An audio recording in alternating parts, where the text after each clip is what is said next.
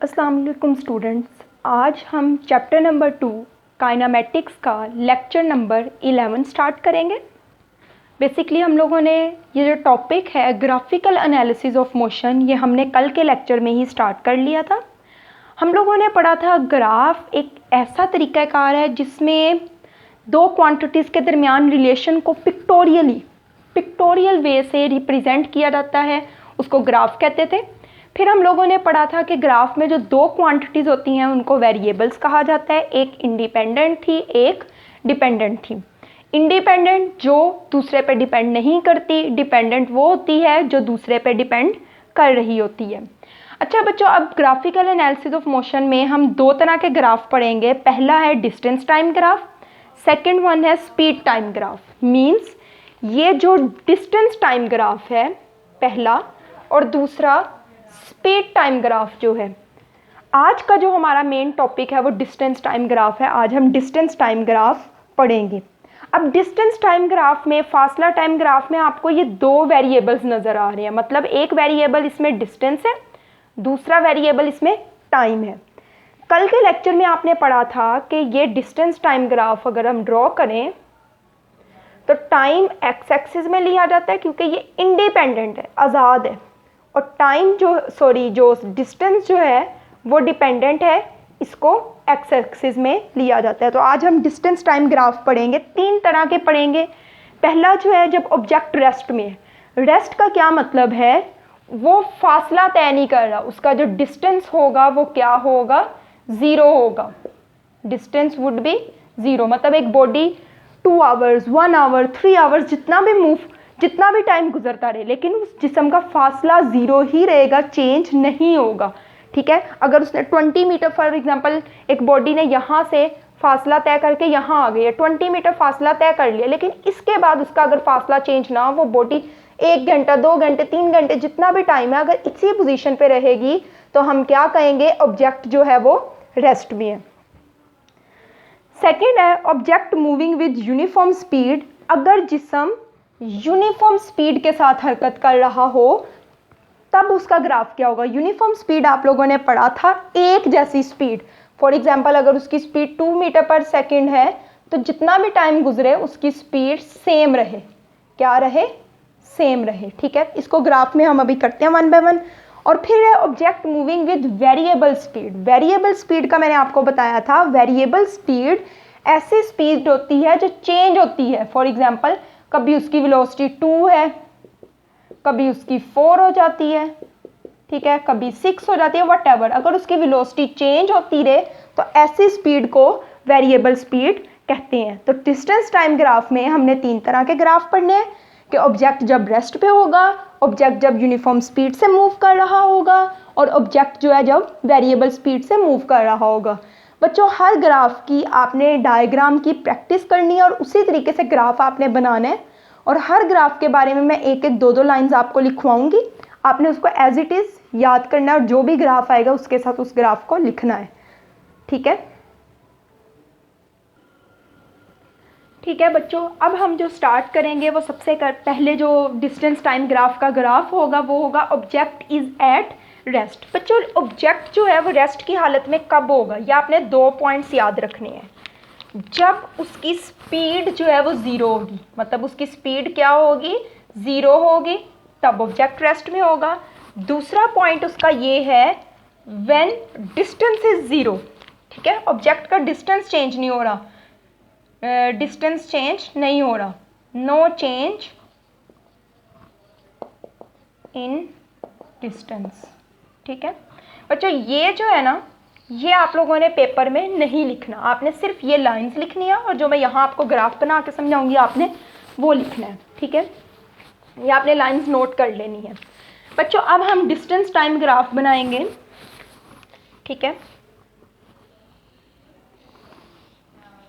इस तरफ हम जो जाहिर करेंगे वो करेंगे टाइम को, और टाइम का यूनिट क्या होता है? सेकेंड। ठीक है, इस तरफ जो हम जाहिर कर रहे हैं वो डिस्टेंस को कर रहे हैं और डिस्टेंस का यूनिट मीटर। ठीक है बच्चों, अब लेट सपोज इस जगह पे आपको पता है वैल्यू होती है 0, हमेशा 0 लेते हैं। ठीक है, इधर लेट सपोज थोड़ी देर बाद टाइम जो है वो हो जाता है 5, यहाँ हो जाता है 10, फिर हो जाता है 15, इस तरीके से आगे टाइम बढ़ता जाता है। अगर हम इस तरफ बात करें, लेट्स सपोज इधर जो डिस्टेंस है वो है 10, ठीक है, इधर जो डिस्टेंस है वो है लेट्स सपोज 20, इधर डिस्टेंस क्या हो जाता है 30 मीटर, ठीक है बच्चों। अब आप देखें फॉर एग्जांपल ये जो लाइन है, इस तरह हम एक लाइन ड्रॉ करते हैं, ठीक है। इस लाइन को रीड करने का तरीका क्या होता है, अगर आपसे पूछा जाए इस जगह पे बताएं डिस्टेंस क्या, आप बताएंगे इस जगह पे डिस्टेंस क्या है 20, ठीक है, और इस जगह पे टाइम क्या है 0, ठीक है बच्चों। आपने ये डॉट्स नहीं लगाने, ये जस्ट मैं वैसे समझाने के लिए कर रही हूँ। आपने पेपर में जिस तरह ये इस वक्त है, आपने बिल्कुल इस तरह बना के और ये लिख देना है। अब जो मैं बाद में करवाने लगी हूँ वो जस्ट अंडरस्टैंडिंग के लिए।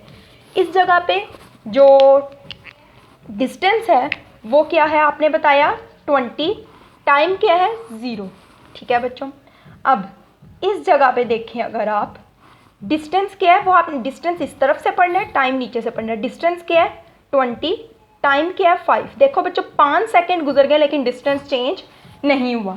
अब अगर इस जगह पे देखें डिस्टेंस 20 ही है, टाइम कितना हो गया 10, तो इसका मतलब है उसका डिस्टेंस स्टिल चेंज नहीं हुआ, टाइम 5 सेकेंड और हो गए हैं। अब इस जगह पे अगर देखें डिस्टेंस अभी भी 20 है लेकिन टाइम 15 हो गया है, तो ऐसी सिचुएशन में हम कहेंगे कि ये जो लाइन है ग्राफ में, अगर ऐसी लाइन होगी, इस तरफ अगर डिस्टेंस हो वाई एक्सिस में, ठीक है, वर्टिकली, और हॉरिजेंटल एक्सिस में मींस एक्स एक्सिस में अगर टाइम हो, तो ये वाली जो ऐसे लाइन होगी, इस लाइन, इस रुख को कहते हैं हॉरिजेंटल लाइन। किसके horizontal? Parallel to the time axis. Parallel चीज़ों को कहते हैं जो बिल्कुल इस तरह आमने सामने हो, ठीक है।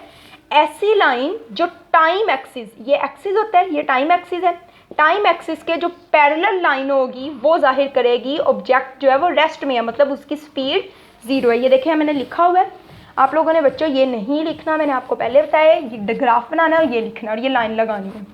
द हॉरिजेंटल लाइन, ये जो हॉरिजेंटल लाइन है पैरेलल टू टाइम एक्सिस, जो टाइम एक्सिस के बिल्कुल पैरेलल है, शोज, जाहिर कर रही है that velocity of the object is 0, object की वेलोसिटी जो है वो 0 है, मतलब स्पीड जो है वो 0 है, ठीक है।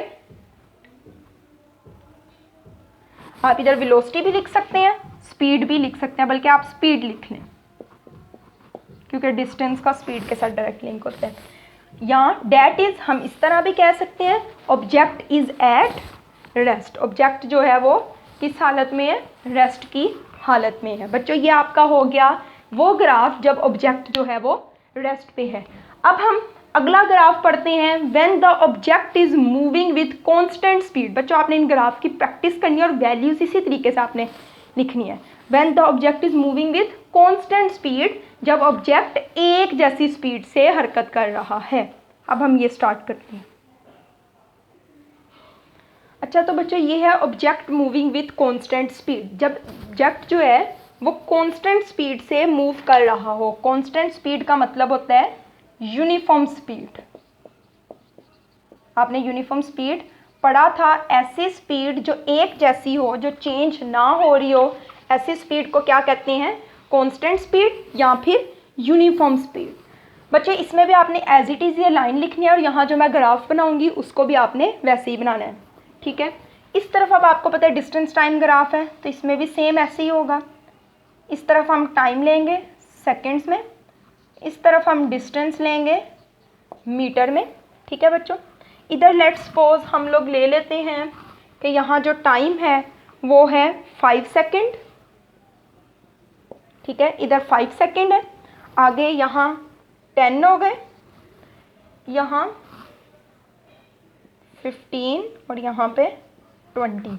सेम यहाँ पे 10, लेट्स सपोज यहाँ पे 20, यहाँ पे 30, यहाँ पे 40, ठीक है बच्चों। तो ये जो लाइन है ना,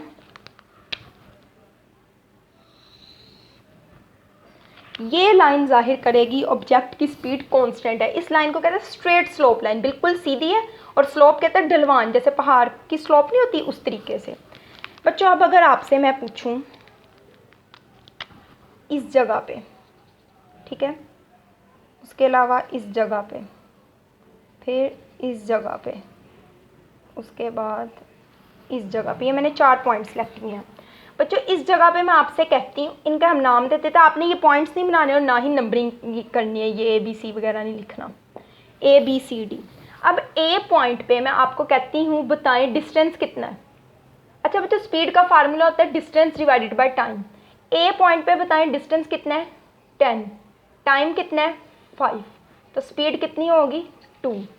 अब बच्चों B पॉइंट पे देखें, B पॉइंट पे डिस्टेंस कितना है 20, टाइम कितना है 10, तो 20 डिवाइडेड बाय 10 कितना हो गया 2। इधर भी स्पीड कितनी है 2। इस जगह पे अगर देखें C पॉइंट पे डिस्टेंस कितना है 30, टाइम कितना है 15, तो स्पीड क्या हुई 2। ठीक है। अब अगर आप D पॉइंट पे देखें बच्चे डिस्टेंस कितना है 40, टाइम कितना है 20, 40 डिवाइडेड बाय 20 2। तो ऐसी लाइन जो एक स्ट्रेट स्लोप लाइन होगी वो जाहिर करती है कि ऑब्जेक्ट जो है वो कांस्टेंट स्पीड से मूव कर रहा है। तो आप इस तरह डायग्राम बनाएंगे और साथ वो लाइन लिखेंगे, लेकिन ये पॉइंट्स और इस तरीके से करने की ज़रूरत या ये करने की ज़रूरत नहीं है। अच्छा बच्चों अब मैंने आप लोगों को 1-2 दिन पहले यूनिफॉर्म स्पीड का टॉपिक करवाया था, कांस्टेंट स्पीड का टॉपिक करवाया था। अगर आपको पेपर में कांस्टेंट स्पीड आता है तो साथ आप ये वाला ग्राफ भी ड्रॉ करेंगे। ठीक है बच्चे, अब हमारा डिस्टेंस टाइम ग्राफ में लास्ट वाला ग्राफ रह गया object moving with variable speed, जिसमें स्पीड कंटिन्यूसली चेंज हो रही हो। ये हम इंशाल्लाह कल के लेक्चर में करेंगे। आज के लिए आप लोगों ने इतना ही करना है और बहुत अच्छे से तैयार करना है, इसको समझना बहुत ज़रूरी है। 1-2 लेक्चर्स के बाद हम टॉपिक करेंगे इक्वेशंस ऑफ मोशन। बच्चों वो इतना इंपॉर्टेंट क्वेश्चन है, पिछले 10-12 सालों में कोई बोर्ड का पेपर ऐसा नहीं है जिसमें वो क्वेश्चन लॉन्ग क्वेश्चन ना आया हो। तो वो समझ तभी आएगी जब आप ग्राफ को सिर्फ याद नहीं करेंगे, रट्टे नहीं लगाएंगे, इसको समझ के करेंगे। तो आज के लिए इतना ही, आपने इसकी प्रैक्टिस भी करनी है और साथ में एक एक लाइन आपने याद भी करनी है।